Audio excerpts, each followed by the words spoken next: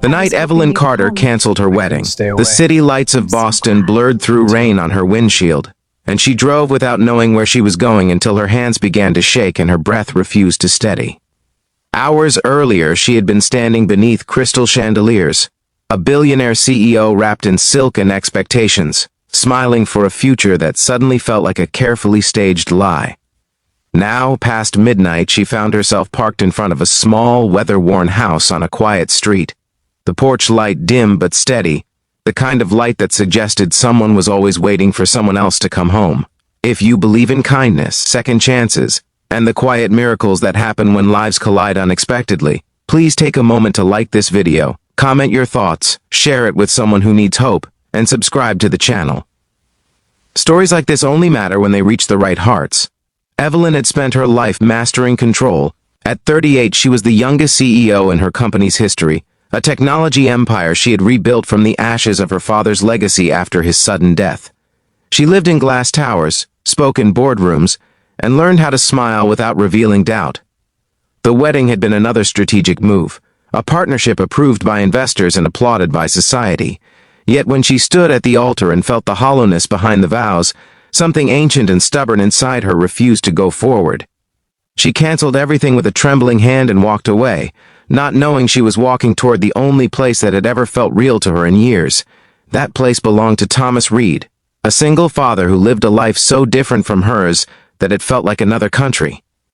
Thomas had once been a rising architect until a drunk driver took his wife, Rebecca, and shattered his confidence in plans and promises. Now he worked remotely for a small firm, raising his 8-year-old son, Noah, in a modest home filled with mismatched furniture, crayon drawings taped to the fridge, and a sense of warmth money could never buy. Evelyn had met Thomas months earlier during a volunteer fundraiser she had attended out of obligation. She remembered noticing how he listened more than he spoke, how he stood back and made sure others were comfortable before himself.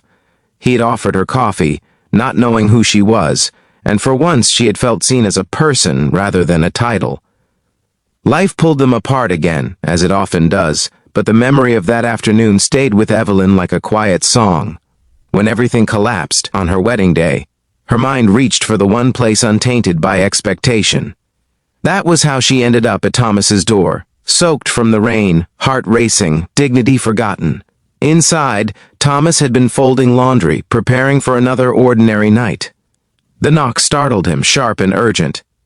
When he opened the door, he saw a woman who looked both powerful and broken, standing in the rain with mascara smudged and eyes full of something close to fear.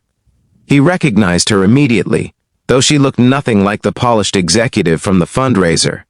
Without hesitation, he stepped aside and let her in, offering a towel and space without questions. That instinct to protect, to make room for another person's pain, was something Evelyn had not felt directed toward her in years. The house smelled of detergent and dinner leftovers. Noah was asleep down the hall, his door cracked open, a nightlight glowing softly. Evelyn noticed everything, the simplicity, the quiet order, the absence of pretense. She sat on the couch and finally allowed herself to breathe. Tears came without ceremony, the kind that arrive when the body realizes it is safe. Thomas stayed nearby, not intruding, not retreating, simply present. In that stillness, Evelyn felt the armor she had worn for decades loosen piece by piece. She had believed strength meant never stopping, never questioning, never appearing weak. Yet here, in a stranger's living room, she realized how exhausting that belief had been. Thomas's life was marked by loss, but it was also marked by resilience. He did not have her wealth or influence, but he had something she envied deeply, peace earned through honesty with pain. As the storm outside softened into a steady drizzle, something inside Evelyn began to settle. They spent the night talking without words, sharing space, listening to the house creak and the wind pass. There was no romance in the traditional sense, no dramatic declarations. Instead, there was understanding. Thomas understood what it meant to have a future ripped away. Evelyn understood what it meant to carry expectations too heavy to bear. In the early hours, when the sky began to lighten, Evelyn fell asleep on the couch, wrapped in a blanket that smelled faintly of fabric softener and home. Morning brought clarity and consequences. Evelyn woke to sunlight filtering through curtains and the sound of Noah laughing softly at a cartoon. For a moment, she forgot who she was supposed to be. She made coffee with Thomas, helped pack a school lunch, and felt something unfamiliar bloom in her chest. Guilt followed quickly. She knew the world she came from would not understand this place or these people. Her board was already calling, investors demanding explanations, headlines forming. She had a choice to make, and for once, it was not about optics. Evelyn returned to her office that week and did something unthinkable. She postponed major deals, delegated control, and publicly acknowledged that she needed time. The media spun stories of breakdowns and scandals, but she did not correct them. Instead, she drove back to Thomas's house on weekends, learning Noah's routines, sitting at the kitchen table, laughing at small things. She listened to Thomas talk about architecture the way he used to dream about it, and she saw how much he had given up to be present for his son. The challenge was not love, it was fear. Evelyn feared losing her identity. Thomas feared becoming dependent on someone who could leave as easily as she arrived. They moved carefully, aware of the fragile ground beneath them.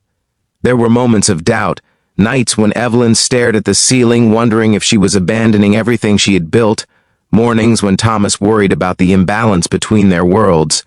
But each time, they returned to the same truth. Life had already shown them how quickly everything could change. The turning point came when Noah fell ill one night, a simple fever that felt like a crisis to a father who had already lost too much. Evelyn watched Thomas pace, helpless and exhausted, and she stepped in without thinking, calming him, organizing care, staying awake through the night. In that moment, Thomas saw her not as a CEO or a visitor, but as a partner.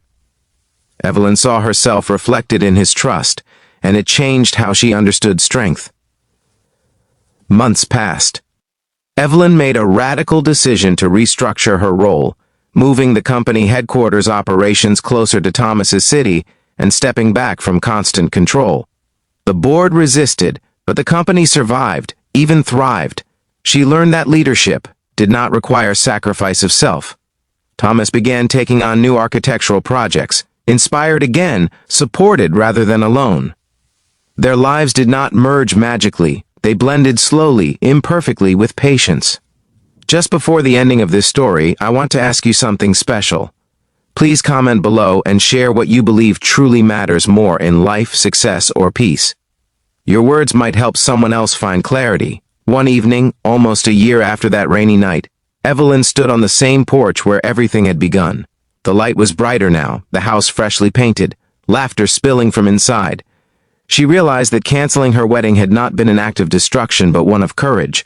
She had chosen a life that felt honest. Thomas, watching her from the doorway with Noah beside him, understood that love did not arrive with fireworks but with consistency and care. If this story touched your heart, if it made you believe again in unexpected turns and quiet love, please like this video, share it with someone who needs hope, and leave a comment.